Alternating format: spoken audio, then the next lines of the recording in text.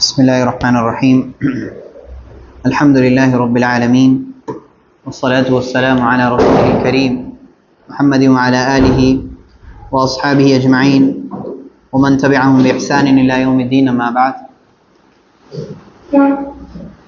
چلیے تلاوت کریں۔ أعوذ بالله من الشيطان الرجيم والنازعات غرقا والناشطات نشطا والسابحات سبحا فالسابقات سبقا فالمدبرات أمرا۔ رک جائیں، جزاک اللہ خیر۔ بسم اللہ الرحمن الرحیم۔ آج سے ہم سورۃ النازعات کی تفسیر دیکھیں گے انشاءاللہ۔ اس سے پہلے ہم نے سورۃ النبا کو دیکھا تھا۔ سورۃ النبا میں اللہ رب العالمین نے قیامت کے آنے کے دلائل ذکر کیے تھے۔ قیامت میں جو دو گروپس ہوں گے، جنتی اور جہنمی، ان کے احوال اللہ رب العالمین نے ذکر کیے تھے کہ اللہ نے ذکر کیا کہ قیامت کے بارے میں یہ لوگ سوال کر رہے ہیں، قیامت قائم ہو کر رہے گی اور اس میں کوئی شک کرنے والی چیز بھی نہیں ہے، یہ شک کرنے والی کوئی بات بھی نہیں ہے۔ اس طرح سے اللہ رب العالمین نے اتنی مضبوط چیزیں پیدا کی، تو قیامت قائم کرنا اللہ کے لیے مشکل نہیں ہے، اور دوبارہ سے لوگوں کو اٹھانا اللہ کے لیے مشکل نہیں ہے۔ اس طرح اللہ رب العالمین نے اتنی مضبوط چیزیں یہاں پیدا کی ہیں، اور اللہ رب العالمین اس دنیا میں بھی مارتا ہے اور جلاتا ہے، اور کتنی مثالیں اللہ رب العالمین نے یہاں پہ بھی کی ہیں، ایسی مثالیں کہ مرنے کے بعد دوبارہ زندہ اس دنیا میں بھی کیا ہے اللہ رب العالمین نے۔ تو کئی ساری مثالیں ہیں جو ہمیں بتاتی ہیں کہ ایک انسان مرنے کے بعد دوبارہ اٹھے گا، اور اللہ رب العالمین نے قیامت کے دن کو ثابت کیا پچھلی صورت میں بھی۔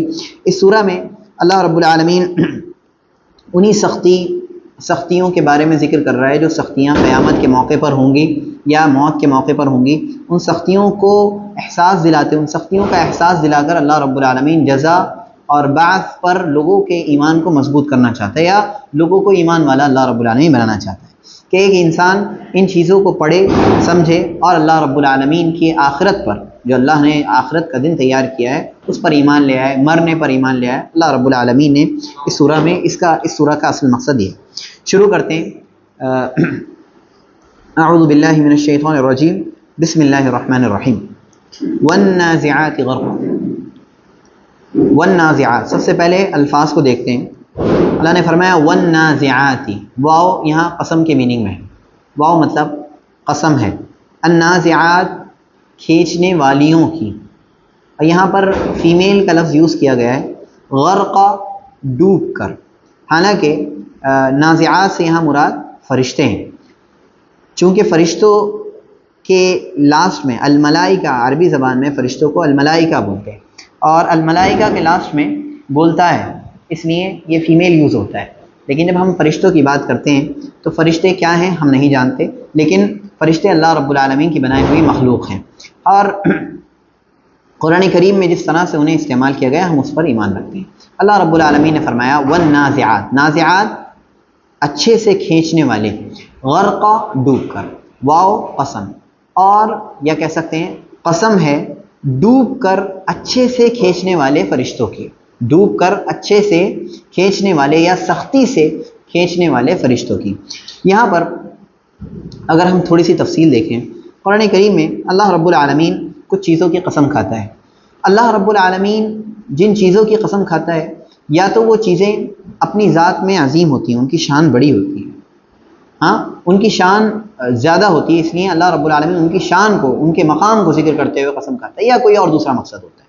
لیکن ہم اور آپ جب قسم کھائیں گے تو ہم کس کی قسم کھائیں گے؟ صرف اور صرف اللہ رب العالمین کی، کیونکہ پیارے نبی صلی اللہ علیہ وسلم نے فرمایا من حلف بغیر اللہ فقد اشرک، جس نے اللہ کے علاوہ کسی اور کی قسم کھائی اس نے شرک کیا۔ تو یہ واضح کر لیں کہ ایک مسلمان یا ایک انسان جب قسم کھائے گا تو صرف اللہ رب العالمین کی، نہ تو امی کی، نہ پاپا کی، نہ پھپھو کی، نہ چاچا کی، نہ خالہ کی، کسی کی نہیں، بلکہ صرف اور صرف رب العالمین کی قسم کھائی جائے گی۔ اور قسم کا مطلب ہوتا ہے گواہ بنانا۔ قسم کا مطلب کیا ہوتا ہے؟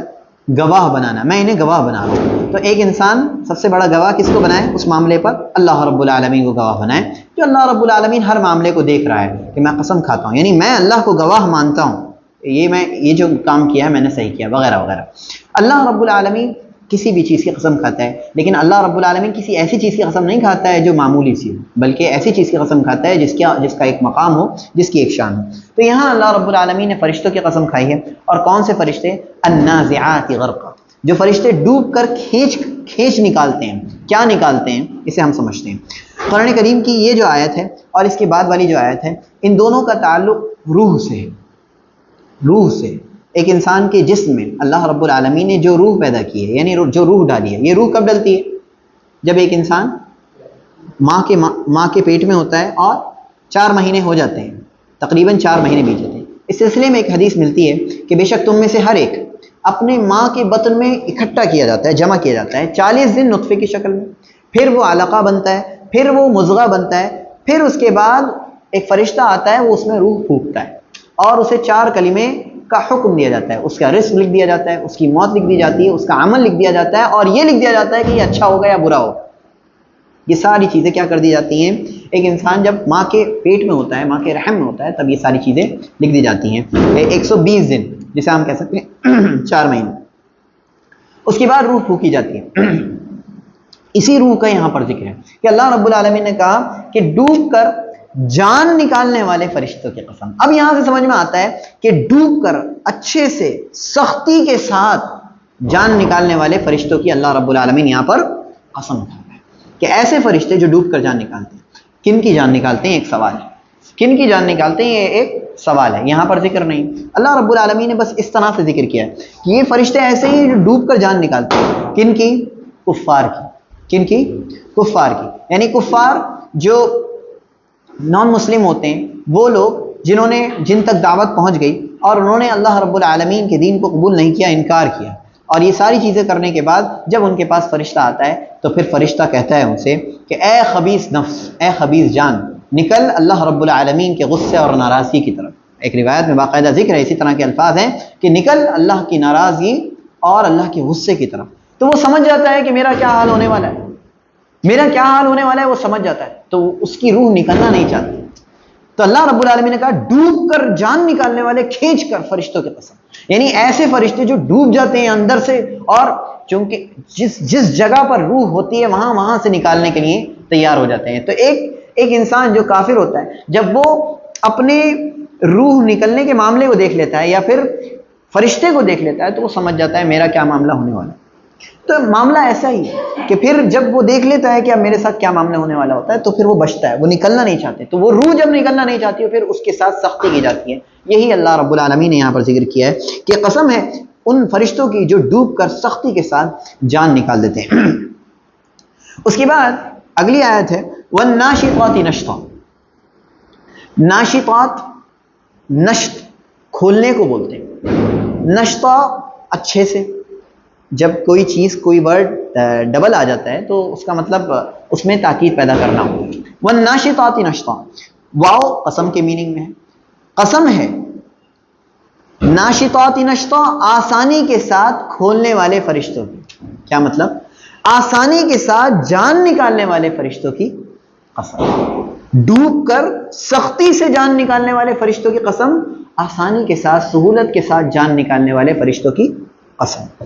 کون ہے آسانی کے ساتھ کن کی جان نکالی جاتی ہے؟ مومنوں کی.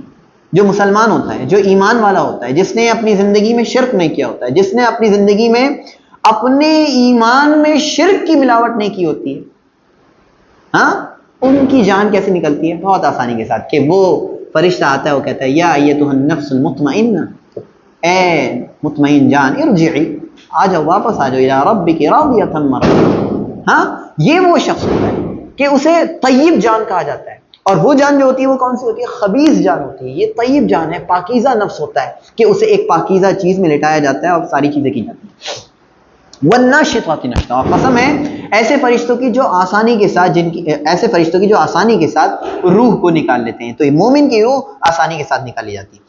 ایک فرق یہاں میں ضرور ذکر کر دوں، یہاں جو سختی اور آسانی ذکر کی گئی ہے یہ روح کے بارے میں ہے، جسم کے بارے میں نہیں.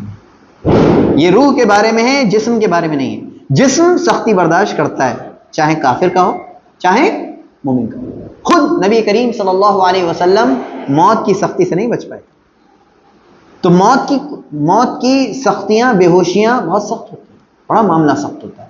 جب موت انسان کے اوپر طاری ہونے والی ہوتی ہے تو اس کے اوپر سختیاں طاری، بے ہوشیاں طاری ہوتی ہیں کئی ساری۔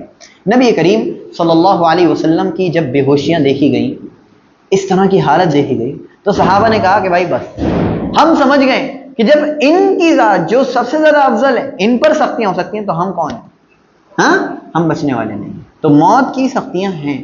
وجاءت سکرۃ الموت بالحق ذلک ما کنت منہ تحید، اور موت کی سختی، موت کی بےہوشی آ گئی حق کے ساتھ، سچ کے ساتھ، یعنی سچا ہے معاملہ کہ موت آنی ہے۔ ذلک ما کنت منہ تحید، یہی وہ چیز تھی جس سے تم بھاگ رہے تھے۔ ہاں، ایک انسان بھاگتا ہے موت سے، لیکن موت آنے والی ہے۔ جس طرح رزق انسان کو کیسے ٹٹولتا ہے؟ موت کی طرح، جیسے موت ایک انسان کو ٹٹولتی ہے ویسے رزق۔ تو ایک انسان یہ سمجھے جب موت کا وقت آئے گا تو پھر آپ کا کوئی سودا، کوئی پیسہ، کوئی کاروبار، کوئی مقام، کوئی شہرت، کوئی آپ کا آپ کو بچانے والا کوئی نہیں ہے۔ جو موت کا وقت ہے وہ آئے گا، کل نفس ذائقۃ الموت، ہر نفس کو موت کا مزہ چکھنا ہے۔ تو ایک انسان صرف اتنا سوچے کہ موت کے وقت ایک انسان سختی کیوں برداشت کرے؟ بھائی سختی مجھے برداشت نہیں کرنی ہے، اپنی روح کو سکون دینا ہے، کیسے دیں گے؟ جب ایک انسان اللہ رب العالمین کی اطاعت کرے گا، ایمان والا بنے گا اور اپنے ایمان میں شرک کی ملاوٹ نہیں کر رہا ہوں۔ قرآن کریم میں اللہ رب العالمین نے اس سلسلے میں ذکر کیا، فرمایا وَمَا يُؤْمِنُ أَكْثَرُهُمْ بِاللَّهِ إِلَّا وَهُمْ مُشْرِكُونَ، ان میں سے اکثر جو اللہ پر ایمان رکھتے ہیں مگر وہ کیا کر رہے ہوتے ہیں؟ شرک کر رہے ہوتے ہیں۔ ایمان بھی ہے کس کے ساتھ؟ یعنی اکثریت میں ایمان تو ہے لیکن شرک کی ملاوٹ موجود ہے، اور یہ بڑی خطرناک چیز ہے کہ ایک انسان ایمان اس کا ادھورا ہے، یا کہہ سکتے ہیں ایمان ہے ہی نہیں۔ ظاہر سی بات، آپ نے شرک ملا دیا تو پھر گیا ایمان، گیا ایک انسان۔ تو ایک انسان بچے، اپنے ایمان کو بچائے کہ ان میں سے اکثر ایمان تو رکھتے ہیں مگر یہ کہ وہ اللہ کے ساتھ شرک کر رہے ہیں۔ زندگی میں ٹٹولیں، تلاش کریں کہ آپ کون سا نفس چاہتے ہیں، کون سی روح نکلوانا چاہتے ہیں، آیا سختی والی یا پھر آسانی والی۔ اسی حدیث میں ذکر ہے جب فرشتہ آتا ہے تو فرشتہ اس کی روح کو ایسے نکالتا ہے جیسے کہ اون کو، گیلے اون کو کانٹے دار پیڑ پر ڈال دیا گیا اور اسے سختی کے ساتھ کھینچا گیا، تو اس اون کے کپڑے کی کیا حالت ہوگی، وہ اس روح کی حالت ہوتی ہے۔ اور اسی طرح جو طیب جان ہوتی ہے، جو اچھی جان ہوتی ہے، اس کی روح کو ایسے نکالا جاتا ہے جیسے کہ ایک پانی کا ایک قطرہ آپ اس میں سے نکال لیں، ایک پیالے میں سے پانی کے قطرے کو نکال لیں، یا آپ کہہ سکتے ہیں کہ گرہ کھول لیں، جیسے الفاظ کا ذکر ہے کہ آپ کیا کر لیں، گرہ یعنی آپ گانٹھی بندھی ہوئی ہے، اس گانٹھی کو کھول دیں، کتنا سکون ملتا ہے۔ ہاں، وہ سکون، اس اطمینان کے ساتھ آپ کو آپ کی جان نکالی جائے گی۔ تو ہم اور آپ ہی سمجھیں، تو یہ روح کے حالات اللہ رب العالمین نے دو ذکر کیے۔ تو فرشتے، دو طرح کے فرشتے اللہ رب العالمین نے ذکر کیے، والنازعات غرقا، ڈوب کر جان نکالنے والے فرشتوں کی قسم، والناشطات نشطا، آسانی کے ساتھ، سہولت کے ساتھ جان نکالنے والے فرشتوں کی قسم۔ اس کے بعد والسابحات سبحا، والسابحات ترجمہ دیکھتے ہیں، واو قسم کے میننگ میں، سابحات بولتے ہیں تیرنے والے، سبحا تیزی کے ساتھ، تیزی کے ساتھ تیرنے والے فرشتوں کے پاس۔ اور اس کے بعد کی آیت بھی جوڑ لیتے ہیں، فالسابقات سبقا، اور ایک دوسرے سے سبقت لے جانے والے فرشتوں کی قسم، ایک دوسرے سے آگے بڑھنے والے فرشتے، پھر وہ ایک دوسرے سے کیا ہیں؟ آگے بڑھنے والے فرشتے۔ ان دونوں آیات کو ہم آپس میں جوڑتے ہیں، والسابحات سبحا، اور تیزی کے ساتھ آسمان میں تیرنے والے فرشتوں کی قسم۔ اللہ رب العالمین نے فرشتے بنائے، فرشتے کام کر رہے ہیں، فرشتوں کے کام کئی سارے ہیں۔ ابھی آئے دو کام تو ہم نے دیکھ لیے، ایک تو جان نکالنے کا کام، سختی والے بھی الگ ہیں، ہاں نرمی والے بھی الگ ہیں، ٹھیک ہے، دو طرح کے۔ جب ایک انسان کی روح نکل رہی ہوتی ہے تو فرشتہ آ کر بیٹھ جاتا ہے، موت کا فرشتہ بیٹھ گیا۔ اب آپ کی نگاہ جو ہے، آپ کی نگاہ جہاں تک دیکھ پا رہی ہے وہاں سے آپ کو فرشتے آتے ہوئے دکھیں گے۔ کون سے؟ جو آپ کا کفن لے کر آ رہا ہے۔ اچھے ہیں آپ تو خوبصورت دکھیں گے، کفن میں خوشبو آ رہی ہے۔ برے ہیں آپ تو وہ خطرناک دکھیں گے اور کفن میں کیا ہو رہی ہے؟ بدبو آ رہی ہے۔ ہاں، اور پھر اس کے بعد وہی جو میں نے آپ کو حالات ذکر کیے سختی والے۔ تو ایک تو یہ چیز، اس کے بعد اللہ رب العالمین کے حکم کو لے کر جاتے ہیں کچھ فرشتے۔ آسمان میں تیرنے والے، یعنی اللہ رب العالمین کے حکم کو لے کر آسمان میں تیرنے والے فرشتوں کی قسم۔ یہ جو فرشتے تیر رہے ہیں اور ایسے تیر رہے ہیں کیسے؟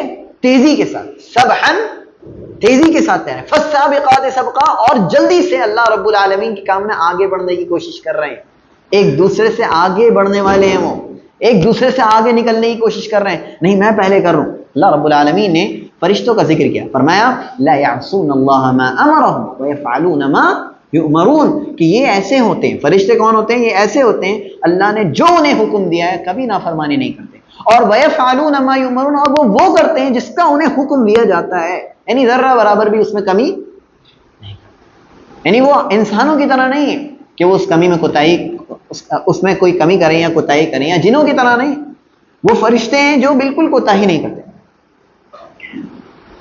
آپ دیکھیں حضرت سلیمان علیہ السلام کا قصہ بڑا مشہور ہے کہ حضرت سلیمان علیہ السلام نے کہا کہ تم میں سے کون ہے جو میرے پاس ملکہ سبا کا تخت لے کر آئے،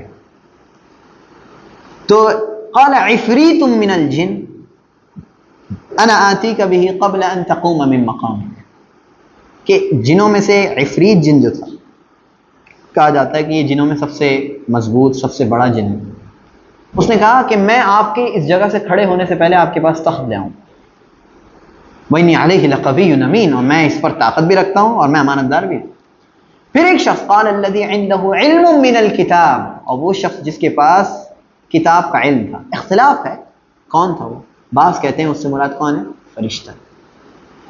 کہا جاتا ہے فرشتے سب سے زیادہ مضبوط، اور فرشتوں سے نیچے لیول پر جن ہیں، اور جنوں سے نیچے لیول پر انسان، تو انسانوں سے مضبوط جن اور جنوں سے مضبوط تو فرشتے سب سے مضبوط۔ تو علماء ذکر کرتے ہیں قال الذي عنده علم من الكتاب سے مراد کون ہے؟ فرشتے ہیں، کہ انا آتیک بہ قبل ان یرتد الیک طرفک، کہ میں آپ کے پلک جھپکنے سے پہلے ہی لے آؤں گا۔ فلما جیسے انہوں نے پلک جھپکی، فلما رآہ مستقرا عنده قال هذا من فضل ربی، جیسے ہی سامنے دیکھا ارے یہ تو آ گیا، کہا هذا من فضل ربی، یہ تو میرے رب کا فضل ہے، لیبلونی اشکر ام اکفر، تاکہ وہ مجھے آزمائے کہ میں شکر ادا کر رہا ہوں یا میں کفر کر رہا ہوں۔ تو ایک چیز تو یہ ہم سمجھیں کہ فرشتے بہت مضبوط ہوتے ہیں، اور یہ اللہ کا حکم لے کر دوڑ رہے ہیں، نکل رہے ہیں، تیر رہے ہیں آسمان میں، اللہ رب العالمین کے حکم کو لے کر جا رہے ہیں۔ اللہ رب العالمین کے حکم کو تعمیل کرنے کے لیے، پورا کرنے کے لیے تیزی سے آسمان میں دوڑ رہے ہیں، ان فرشتوں کی اللہ نے قسم کھائی ہے۔ فالسابقات سبقا، ایک دوسرے سے آگے نکل رہے ہیں۔ فالمدبرات امرا، پھر وہ فرشتے جو کسی کام کی تدبیر کرنے والے ہیں، فالمدبرہ، مدبر تدبیر کرنے والے کو، کسی کام کو چلانے والے کو، امرا کسی کام کو، کسی معاملے کو، پھر معاملے کی تدبیر کرنے والے فرشتے، ان کی قسم اللہ رب العالمین نے کھائی۔ یہاں آپ دیکھیں معاملے کی تدبیر کرنے والے، مطلب تدبیر کرنے والا کون ہے؟ مدبر کون ہے؟ اللہ رب العالمین۔ جب ہم رب کا معنی بولتے ہیں، اللہ ہمارا رب ہے، رب کے اندر 4 چیزیں آتی ہیں، بعض 3 ذکر کرتے ہیں، میں ذکر دیتا ہوں۔ خالق، مالک، رازق، مدبر، پیدا کرنے والا، سب چیزوں کا مالک، رزق دینے والا، اور ساری چیزوں کو چلانے والا، مدبر۔ مدبر اصل کون ہے؟ اللہ رب العالمین۔ اللہ رب العالمین نے پیچھے کی چیزیں ذکر کر کے یہاں ذکر کیا، فالمدبرات امرا، اور سارے معاملات کی تدبیر کرنے والے فرشتوں کے قسم، معاملات کی تدبیر کرنے والے، یعنی اللہ رب العالمین نے کچھ معاملات سپورٹ کر رکھے ہیں، جیسے ابھی ذکر ہوا، کچھ کو روح نکالنے پر سپورٹ کر رکھا ہے، کچھ کو سوال و جواب کرنے پر سپورٹ کر رکھا ہے، کچھ کو بارش اتروانے پر سپورٹ کر رکھا ہے، وہ آپ بارش کا کام کریں گے۔ ہاں، اس طرح سے اللہ رب العالمین نے کام بانٹ دیے، کن کے درمیان؟ فرشتوں کے درمیان۔ تو اللہ نے انہی کی قسم کھائی۔ پھر وہ معاملات کی جو تدبیر کرتے ہیں، معاملات کو جو چلا رہے ہیں، لیکن اصل چلانے والا کون ہے؟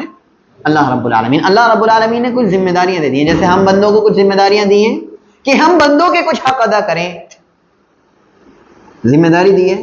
کیا اللہ رب العالمین کے لیے مشکل ہے یہ سب کرنا؟ مشکل نہیں ہے، لیکن اللہ نے ہمارا ٹیسٹ لینے کے لیے، ہمیں آزمانے کے لیے اللہ رب العالمین نے کیا۔ پھر فرشتوں سے کیوں کروایا؟ تاکہ فرشتوں کو آئیڈیل بنا کر اللہ رب العالمین ذکر کرے کہ کام آپس میں ہیلپ کر کے کیا جاتا ہے، یہ ایک سیکھ دینے کے لیے اللہ رب العالمین نے کیا. اور اگر آپ دیکھیں اللہ رب العالمین نے آسمان اور زمین کتنے دنوں میں پیدا کیے؟ 6 دنوں میں. کتنے دنوں میں؟ 6 دنوں میں پیدا کیے. کیوں؟ کن فیکون کر کے کیوں نہیں پیدا کیے؟ سوال عجیب. کیوں؟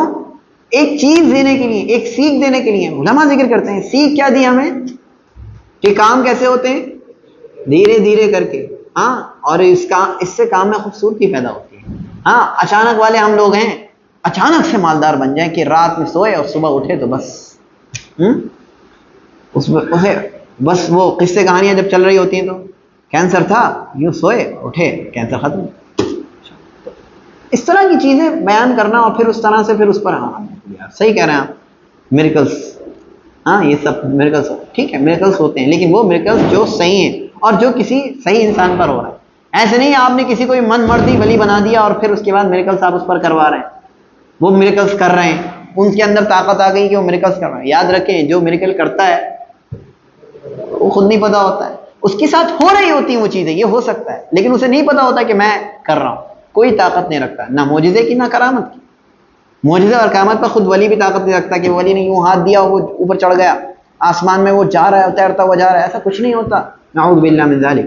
ہاں، یہ ساری چیزیں اللہ رب العالمین کی طرف سے ہوتی ہیں. اگر کوئی معجزہ بھی ہو رہا ہے، خود نبی کریم صلی اللہ علیہ وسلم نے جب چاند کے ٹکڑے کیے تو پھر وہ کس کی طرف سے تھا؟ رب العالمین کی طرف سے تھا. اللہ رب العالمین کی قدرت میں ہے وہ ساری چیزیں. ہاں، اللہ رب العالمین چاہے تو کچھ نہ ہو اور اللہ رب العالمین چاہے تو سب کچھ ہو جائے. تو ہمیں یہ بلیف رکھنا چاہیے. فالمدبرات امرا، اور معاملے کی تدبیر، پھر وہ معاملے کی تدبیر کرنے والے ہیں، سارے کاموں کو چلانے والے ہیں. یہ چیز سمجھ میں آپ سے آگے بڑھی. اعوذ باللہ من الشیطان الرجیم. أعوذ بالله من الشيطان الرجيم. يوم ترجف الراجفة تتبعها الرادفة قلوب يومئذ واجفة أبصارها خاشعة يقولون أئنا لمردودون في الحافرة أإذا كنا عظاما نخرة قالوا تلك إذا كرة خاسرة. بس یہاں رکیے. اس کے بعد اللہ رب العالمین نے ان قسموں کا جواب دیا ہے. ڈوب کر جان نکالنے والے فرشتوں کی قسم، آسانی کے ساتھ جان نکالنے والے فرشتوں کی قسم، تیرنے والے فرشتوں کی قسم تیزی کے ساتھ اور ایک دوسرے سے آگے بڑھنے والے فرشتے، پھر وہ معاملات کی جو تدبیر کرنے والے فرشتے ہیں ان کی قسم. اس دن یوم ترجف الراجفہ، جس دن کانپنے والی کانپے گی، تتبعها الرادفہ، اور اس کے پیچھے ایک چیز اور لگے گی. میں ذکر کرتا ہوں، یہاں پر قسم کا جواب محذوف ہے، چھپا ہوا ہے. کیا ہے؟ ان کی قسم، ایسا ایسا ایسا، اور پھر اللہ رب العالمین نے کہا لتبعثن، تم ضرور بضرور بھیجے جاؤ، تم ضرور بضرور قیامت کے دن اٹھائے جاؤ گے. لتبعثن، تم ضرور بضرور اٹھائے جاؤ گے. یوم، اس دن، ترجف الراجفہ، جس دن کانپنے والی کانپے گی. کیا کانپنے والی کانپے گی اسے سمجھتے ہیں. یوم، یوم بولتے ہیں دن. تو یہ جواب ہے، قسم کا جواب ہے. کیا ہے؟ ان کی قسم، تم ضرور بضرور اٹھائے جاؤ گے. یہ چھپا ہوا ہے. کس دن؟ یوم، اس دن، ترجف الراجفہ، جس دن آسانی کے ساتھ کہیں تو سخت زلزلہ آئے، جس دن سخت زلزلہ آئے. یوم، یوم بولتے ہیں دن کو. ترجفو، ترجفو کا مطلب ہوتا ہے حرکت، کسی چیز کا ہلنا. الراجفہ، الراجفہ ہلنے والی. اور یہاں پر مراد کیا ہے؟ سور میں پھونکا جائے گا. جس دن سور میں پھونکا جائے گا اور پھونک دیا جائے گا، اس کے بعد کیا ہوگا؟ تتبعها الرادفہ، اور اس کے پیچھے ایک اور پیچھے لگانے والی لگا دی جائے گی. یعنی اس دن قیامت کے دن سور میں پھونکا جائے گا تو سارے لوگ کیا ہو جائیں گے؟ ختم ہو جائیں گے. تتبعها الرادفہ، پھر ایک اور اس کے پیچھے لگانے والی لگا دی جائے گی، یعنی کہ دوبارہ سے سور پھونکا جائے گا تو پھر سارے لوگ کیا ہو جائیں گے؟ تو یوما، اس دن، ترجف الراجفہ، سختی سے ہلا دینے والی ہلا دے گی، یعنی سخت زلزلہ آئے گا، یعنی سور پھونکی جائے گی اور پھر سب لوگ کیا ہو جائیں گے؟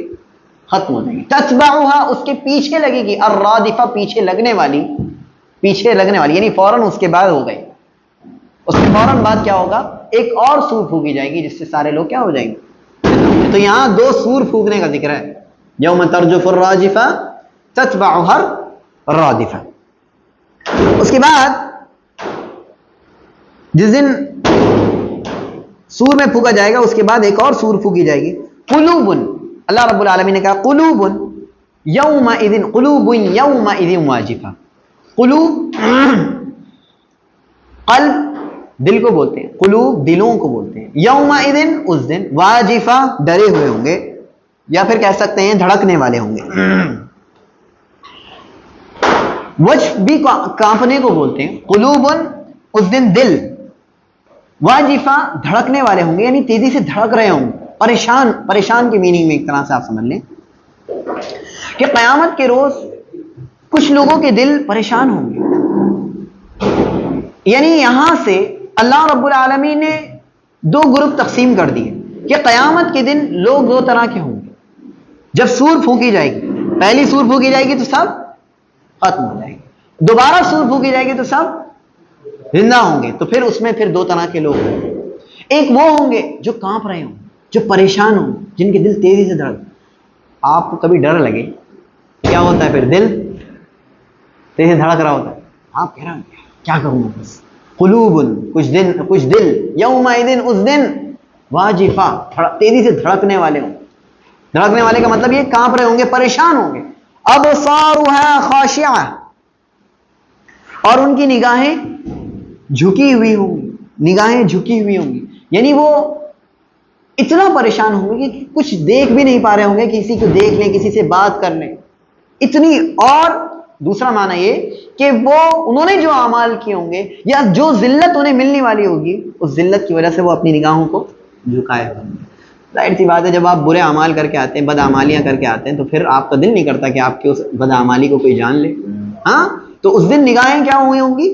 جھکی ہوئی ہوں گی. دل اس دن کانپ رہے ہوں گے اور نگاہیں اس دن جھکی ہوئی ہوں گی. اللہ رب العالمین نے قرآن کریم میں سورۃ الانبیاء میں آیت نمبر 103 میں ارشاد فرمایا کہ لا يحزنهم الفزع الاکبر، کہ بڑی گھبراہٹ، الفزع الاکبر یعنی بڑی گھبراہٹ، یعنی قیامت کی جو گھبراہٹ ہے، لا يحزنهم نیک لوگوں کو یہ چیز غمگین نہیں کرے گی. یعنی پریشان کون ہوں گے؟ برے لوگ. غمگین وہ لوگ نہیں ہوں گے جو اچھے ہوں گے، وہ پریشان نہیں ہوں گے. قرآن کریم کی سورہ انبیاء کی آیت نمبر 103 سے ہمیں یہ پتہ چلتا ہے. اس کے بعد دیکھتے ہیں یقولون، آیت نمبر 10 ہے. یقولون وہ لوگ کہیں گے، کون لوگ کہیں گے؟ جو پریشان ہوں گے. قلوب یومئذ واجفہ، جن کے دل دھڑک رہے ہوں. یقولون وہ لوگ کہیں گے انا لمردودون فی الحافرہ، کیا ہم بے شک یقیناً پہلی حالت میں لوٹائے جائیں گے. یقولون وہ لوگ کہہ رہے ہوں گے، رک جائیے، وہ لوگ کہہ رہے ہوں گے یا وہ لوگ کہتے ہیں؟ بتائیے ترجمے میں ہم کیا ذکر کریں گے؟ وہ لوگ کہہ رہے ہوں گے.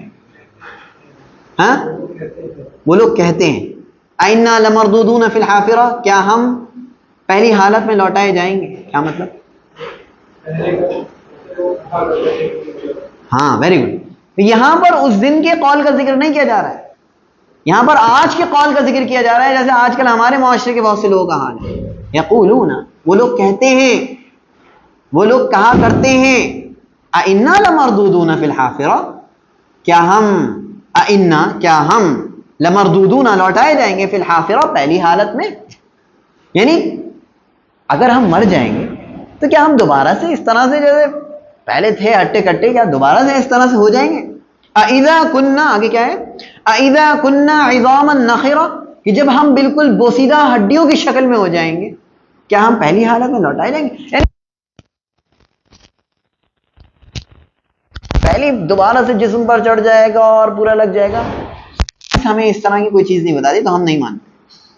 اذا کننا عظاما نخرہ، جو صرف سائنس پر ایمان لانے والے ہوتے ہیں، جو اللہ رب العالمین کی تخلیق پر ایمان لانے والے نہیں ہوتے ہیں، جنہوں نے وہی چیزیں دیکھ رکھی ہوتی ہیں جو ان کی لاجک سے انہیں سمجھ میں آ رہی ہوتی ہیں، تو وہ سوال کرتے ہیں کیا سوال کرتے ہیں؟ اِنَّا لَمَرْدُودُونَ فِي الْحَافِرَةِ أَإِذَا كُنَّا عِظَامًا نَخِرَةً، کیا ہم پہلی حالت میں لوٹائے جائیں گے؟ دیکھیے یہ دو سوال، اس میں دو سوال سمجھیں ہم.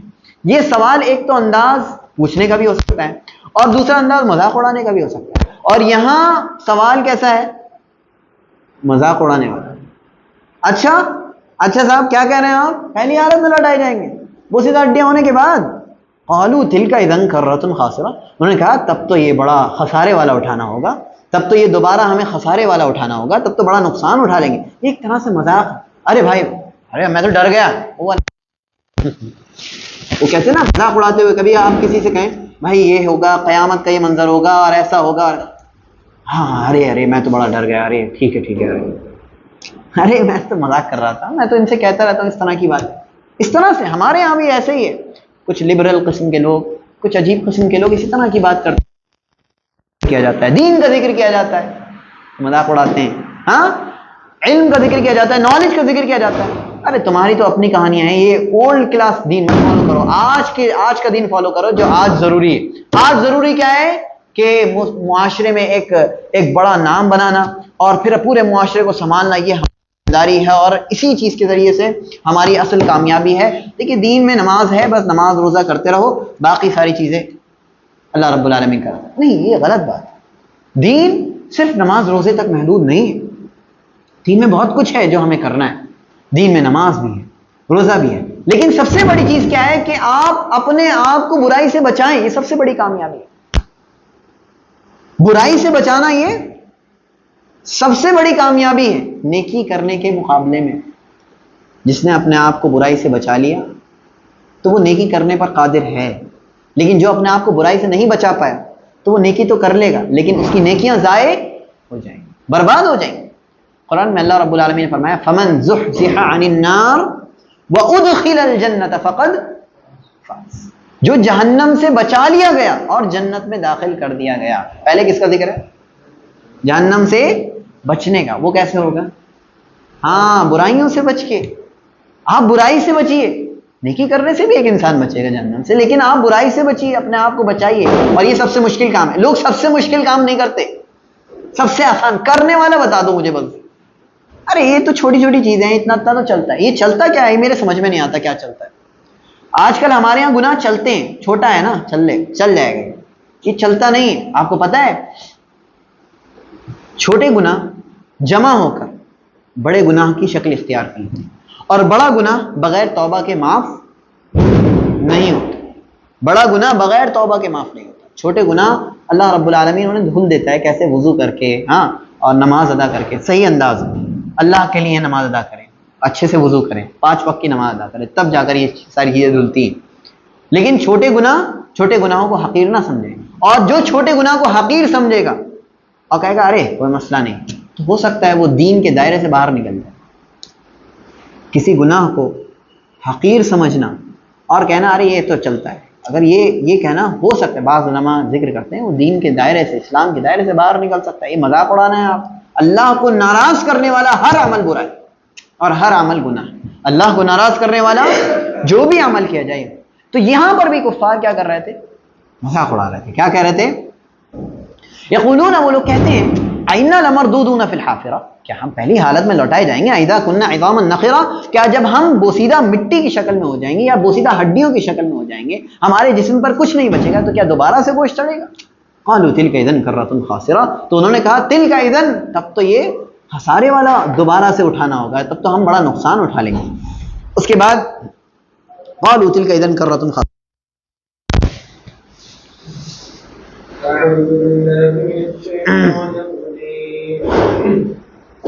فإنما هي زجرة واحدة فإذا هم بالساهرة. هل أتاك حديث موسى إذ ناداه ربه بالواد المقدس طوى اذهب إلى فرعون إنه طغى فقل هل لك إلى أن تزكى وأهديك إلى ربك فتخشى. بس یہاں پہ اس کے بعد اللہ رب العالمین نے ذکر کیا کہ ذکر کیا اللہ رب العالمین نے ان کی بات کا جواب. سوال کیا تھا؟ مذاق کے طور پر تھا. اچھا ایسا ہوگا کیا؟ اللہ نے کہا فَإِنَّمَا هِيَ زَجْرَةٌ وَاحِدَةٌ. فَإِنَّمَا، انما کا لفظ کہیں کہیں حصر کے لیے آتا ہے. حصر مطلب اتنا ہی ہے، ایسا ہی ہے، اتنی سی بات ہے بس. فَإِنَّمَا تو بے شک صرف ہی زجرۃ واحدہ، وہ ایک ڈانٹ ہوگی. بے شک وہ کیا ہوگی؟ صرف ایک ڈانٹ ہوگی، یعنی کہ وہ ایک سور پھونکی جائے گی. ایک ڈانٹ ہوگی یعنی ایک مرتبہ آواز دی جائے گی. فَإِذَا هُمْ بِالسَّاهِرَةِ، تو تب تم سب کیا ہوگے؟ بالساہرہ، اٹھ کر کھڑے ہو جاؤ. فَإِذَا هُمْ بِالسَّاهِرَةِ، بس ایک ساتھ اچانک سے وہ لوگ زمین کے اوپر کیا ہو جائیں گے؟ موجود ہوں گے. اب یہاں دیکھیں اللہ رب العالمین نے ان کا جواب کس طرح سے ذکر کیا، ان کے اس جملے کا جواب کہ ایک ڈانٹ لگے گی اور اس کے بعد کیا ہوگا؟ سب زمین پر کیا ہو جاؤ گے؟ اکٹھا ہوگا. اور پھر یہاں پر ذکر کرنے کے بعد اللہ رب العالمین نے پچھلی قوم کا ذکر کرنا شروع کیا. اور وہ کون سی قوم ہے؟ حضرت موسیٰ علیہ السلام کی. میں ذکر کرتا ہوں. اللہ نے فرمایا هل اتاک حدیث موسیٰ، کیا آپ کے پاس موسیٰ علیہ السلام کی خبر نہیں پہنچی؟ کیا آپ کے پاس، سب سے پہلے مراد اس سے نبی صلی اللہ علیہ وسلم، آپ سے مراد نبی صلی اللہ علیہ وسلم، اور عام لیا جائے تو ہر انسان، کیا آپ کے پاس موسیٰ علیہ السلام کی خبر نہیں پہنچی؟ موسیٰ علیہ السلام یہ وہ نبی ہیں جن کا قرآن کریم میں سب مطلب بہت زیادہ ذکر ہے، اور ان کے ذکر زیادہ ہونے کی وجہ یہ ہے کہ یہ جس قوم کی طرف بھیجے گئے تھے وہ کون سی تھی؟ یہود. اور یہود قوم جو ہے یہ مدینہ میں رہا کرتی. یہود قوم یہ مدینہ میں زیادہ تھی، تعداد زیادہ تھی، تو اللہ رب العالمین نے بطور مثال ان کا ذکر زیادہ کیا. ہاں ان کا ذکر زیادہ کیا. هل اتاک حدیث موسیٰ، کیا آپ کے پاس موسیٰ علیہ السلام کی خبر نہیں آئی؟ موسیٰ علیہ السلام یہ وہ پیغمبر ہیں جو اولو العزم پیغمبروں میں شمار کیے جاتے ہیں. قرآن کریم میں 5 ایسے انبیاء ہیں جن کا ذکر آتا ہے کہ جو اولو العزم تھے. اولو العزم حوصلے والوں کو کہا جاتا ہے، جنہوں نے بہت زیادہ سختیاں برداشت کی اور اپنے آپ کو مضبوط رکھا. کون کون ہے؟ نوح، ابراہیم، موسیٰ، عیسیٰ، محمد صلی اللہ علیہ وسلم. یہ 5 انبیاء ہیں جن کا اللہ رب العالمین نے ایک آیت میں ذکر کیا اس طرح وَإِذْ أَخَذْنَا مِنَ النَّبِيِّينَ مِيثَاقَهُمْ وَمِنْكَ وَمِن نُوحٍ وَإِبْرَاهِيمَ وَمُوسَى وَعِيسَى ابْنِ مَرْيَمَ وَأَخَذْنَا مِنْهُمْ مِيثَاقًا غَلِيظًا. یہ 5 اولو العزم پیغمبر ہیں، اور ان میں سے کون ہے؟ حضرت موسیٰ علیہ السلام. تو حضرت موسیٰ علیہ السلام اولو العزم پیغمبروں میں سے ہیں، اور ان کا جو دور رہا ہے وہ 2 طرح کا دور رہا ہے. ایک وہ دور جو انہوں نے فرعون کے ساتھ گزارا ہے، فرعون اور ان کی قوم کی اصلاح کرتے ہیں، اور ایک وہ دور جو انہوں نے اپنی قوم کے ساتھ گزارا ہے، یعنی بنی اسرائیل کی اصلاح کرتے ہوئے. تو 2 دور ان کے ہیں حضرت موسیٰ علیہ السلام کے. حضرت موسیٰ علیہ السلام کا وہ واقعہ یہاں ذکر کیا جا رہا ہے کہ انہوں نے کس طرح سے فرعون کو دعوت دی، بڑے ہی مختصر الفاظ میں. تصور کریں، قرآن کا انداز دیکھیں، الفاظ چھوٹے چھوٹے رکھنے تو کیسے ذکر کرتے ہیں. هل اتاک حدیث موسیٰ، کیا آپ کے پاس موسیٰ علیہ السلام کی خبر نہیں آئی؟ یہ شوق دلانے کے لیے. کیا آپ کو نہیں پتا کہ موسیٰ علیہ السلام کے ساتھ کیا ہوا تھا؟ یہ ایسا انداز. کیا آپ کو پتا ہے موسیٰ علیہ السلام کے ساتھ کیا ہوا تھا؟ اذ ناداہ ربہ بالواد المقدس طویٰ، کہ جب ان کے رب نے انہیں پکارا تھا. اذ، جب، ناداہ ان کو پکارا، ربہ ان کے رب نے، بالواد المقدس طویٰ، مقدس وادی طویٰ، مقدس وادی طویٰ. وادی اصل میں پہاڑوں کے درمیان راستے کو بھی بولتے ہیں، پانی جہاں سے چلتا ہے، ٹھیک ہے، اس جگہ کو وادی بھی بولتے ہیں. بالواد، وادی، المقدس، جو پاکیزہ ہے. کیوں پاکیزہ؟ کیا ہے اس میں؟ کیوں پاکیزہ ہے؟ وادی، اللہ رب العالمین نے موسیٰ کو پکارا ایسی وادی میں جو مقدس ہے، پاکیزہ ہے. کیا ہے پاکیزہ بھائی وادی میں؟ ہاں ویری گڈ، بارک اللہ فیک. کیونکہ وہاں اللہ کا کلام اترا، اس لیے وہ کیا ہو گئی؟ مقدس ہوئی. طویٰ اس کا نام، طویٰ نامی مقدس وادی میں اللہ رب العالمین نے موسیٰ کو پکارا. اذ ناداہ ربہ بالواد المقدس.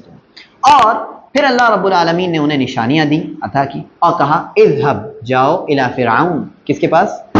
فرعون کے پاس. انہ طغیٰ، طغیٰ حد سے آگے نکلنے کو کہتے ہیں، بے شک وہ سرکش ہو گیا، حد سے آگے نکل گیا.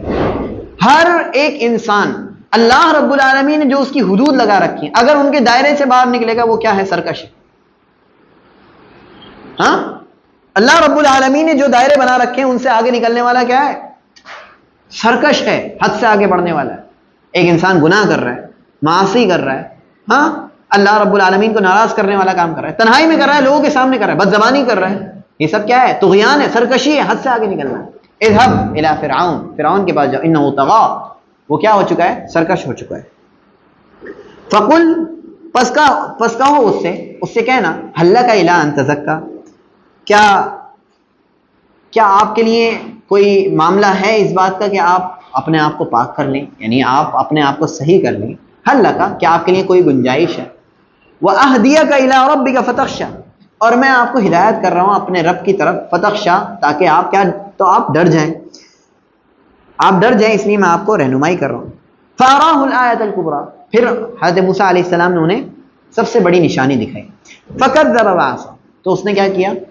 جھٹلایا اور نافرمانی کی، یعنی اللہ کی بات کو جھٹلایا جو خبر لائے تھے، اور نافرمانی کی یعنی اللہ کے حکم کی نافرمانی کی. ثُمَّ أَدْبَرَ يَسْعَىٰ، پھر وہ دوڑا واپس ہوا اپنی قوم کی طرف. فحشر، پھر اس نے اکٹھا کیا. فنادا، اور سب کو بلایا آواز دی. فقال، پھر اس نے کہا انا ربکم الاعلی، کہ میں تمہارا سب سے بڑا رب، میں تمہارا سب سے اونچا رب. اعلی، اعظم، اکبر، کتنے لفظ ہیں؟ تین. اعلی اونچے کی میننگ، اعظم لیول میں اونچے کی میننگ، مقام رتبے میں اونچے، اکبر بڑے کی میننگ میں، سب سے بڑے کی میننگ میں ذات کے اعتبار سے، اور اللہ اکبر، اللہ اعلی، اللہ اعظم. اللہ اکبر بھی ہے، اعلی بھی ہے. اعظم، سبحان ربی العظیم، سبحان ربی الاعلی، اور اللہ، ہاں تو میرا رب عظیم بھی ہے، اور میرا رب اعلی بھی ہے، اور میرا رب اکبر بھی ہے. تو اس نے کہا انا ربکم الاعلی، میں تمہارا سب سے اونچا، سب سے علو، درجے میں بھی کہہ سکتے ہیں آپ، اور اونچا بھی مقام کہہ سکتے ہیں. انا ربکم الاعلی، میں تمہارا سب سے بڑا رب ہوں. فاخذہ اللہ نکال الاخرۃ والاولی، آیات چھوٹی تو نہیں؟ ہاں دیکھیے، مجھے ایسا لگا آیات چھوٹ گئی، حالانکہ آیات نہیں چھوٹی ہیں. اس انداز سے اللہ نے مختصر طور پر ذکر کیا ہے کہ وہ انہیں بھیجا، ان سے کہا، پھر انہوں نے حضرت ہارون کا سہارا لیا، حضرت ہارون لے کر گئے، پھر وہاں پہنچے، پھر وہاں انہیں سمجھایا، انہیں نشانی دکھائی. آیت الکبریٰ سے کون سی نشانی مراد ہے؟ جو موسیٰ علیہ السلام نے لاٹھی پھینکی تھی کہ اسے پھینکا جائے تو وہ کیا بن جائے؟ سانپ بن جائے، اور پھر اٹھایا جائے تو پھر وہ اپنی اصلی شکل میں آ جائے. اور ایک اور نشانی دکھائی تھی الید البیضاء، سفید ہاتھ، کہ وہ اپنے یہاں رکھتے تھے اور پھر اس کے بعد نکالتے تھے تو وہ بغیر کسی بھی کمی کے، بغیر کسی بیماری کے، بالکل چمکتا ہوا صاف ستھرا بالکل سفید ہاتھ ہو جاتا تھا. اور یہ اللہ رب العالمین نے دو نشانیاں دے رکھی تھیں. تو انہوں نے یہ نشانیاں دکھائیں، لیکن اس نے کیا کیا؟ جھٹلایا اور کہا کہ یہ کیا ہے؟ جادوگر ہے. اور پھر اس کے بعد کیا کیا؟ جادوگروں کو جمع کیا، پھر جادوگروں سے مقابلہ ہوا، اور پھر اس کے بعد ساری پوری تفصیلات ہوئی. پھر اس کے بعد جادوگر اسلام لے آئے، اور پھر اس کے بعد کیا ہوا؟ حضرت موسیٰ علیہ السلام کے وہ پیچھے لگ گیا انہیں مارنے کے لیے. پھر اللہ رب العالمین نے حکم دیا آپ نکل جائیں. پھر نکل گئے، کہاں پہنچے؟ سمندر پر. دیکھا پیچھے فرعون کا لشکر، آگے سمندر. تو بنی اسرائیل نے کہا پھنسا دیا ہمیں، ہم تو گئے، اب تو کوئی چانس نہیں بچنے کا. پھر کیا ہوتا ہے؟ پھر انہوں نے کہا نہیں، میں نے اپنے رب پر بھروسہ کیا ہے، وہ میری مدد کرے. پھر اس کے بعد کیا ہوا؟ اللہ رب العالمین نے سمندر میں راستے نکالے، 12 راستے. کتنے راستے؟ ہمارے یہاں موویز میں دکھایا جاتا ہے کہ یوں مارا تو ایک ہی راستہ ہو گیا. ہاں بھگدڑ تھوڑی مچانی ہے. 12 قبیلے تو کتنے راستے؟ ہاں 12 تھے نا. یعقوب علیہ السلام کی اولاد کتنی؟ ہاں تو بنی اسرائیل یعقوب علیہ السلام کی اولاد کو بولا جاتا ہے. 12 راستے تیار ہو گئے. جس طرح وہاں جا کر جب چشمہ نکالیں گے تو کتنے چشمے تھے؟ ہاں 12 چشمے. تو راستے بھی کتنے؟ 12 راستے. پھر 12 راستے تیار ہوئے، ہر ایک قبیلہ اپنے اپنے راستے پر نکل گیا. پھر فرعون بھی پہنچے، کہاں پہنچے؟ بیچ سمندر پر. پھر کیا ہونے لگا؟ سمندر بند ہونے لگا. اور پھر اس نے کہا پھر یہ معاملہ ہوا. پھر اب دیکھیے یہاں اللہ رب العالمین نے کیا ذکر کیا؟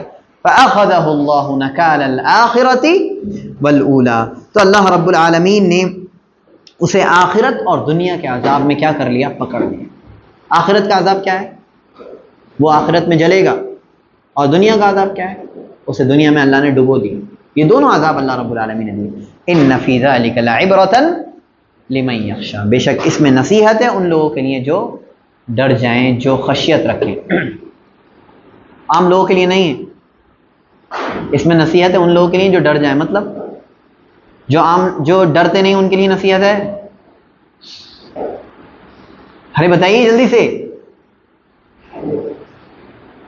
ہاں سب کے لیے نصیحت. ہاں بتائیے صحیح. زیادہ کی میننگ میں یہاں جو نہیں ڈرتے وہ کم نصیحت پائیں گے، جو ڈرتے ہیں وہ زیادہ نصیحت پائیں. ایسا ہے؟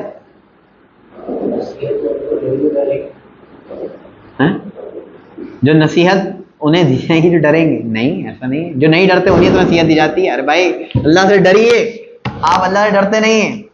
جی بتائیے، جواب دیجیے جلدی سے، ختم ہو جائے پھر درس. یہی درس ختم کر دوں گا. بے شک اس میں نصیحت ہے ان لوگوں کے لیے جو ڈرتے ہیں، جو ڈرتے نہیں ان کے لیے نصیحت نہیں ہے. ہاں چلیے میں اس کا جواب بتا. قرآن میں اللہ نے فرمایا الف لام میم ذالک الکتاب لا ریب فیہ ھدی للمتقین. یہ ہدایت ہے کن کے لیے؟ متقیوں کے لیے، تقوی والوں کے لیے. یعنی جو تقوی والے نہیں ہیں ان کے لیے ہدایت نہیں ہے. ارے بتائیے جلدی سے. جی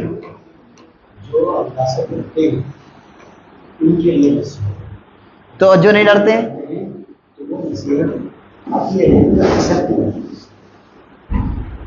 تو ان کے لیے نصیحت نہیں ہے. تو پھر تو بات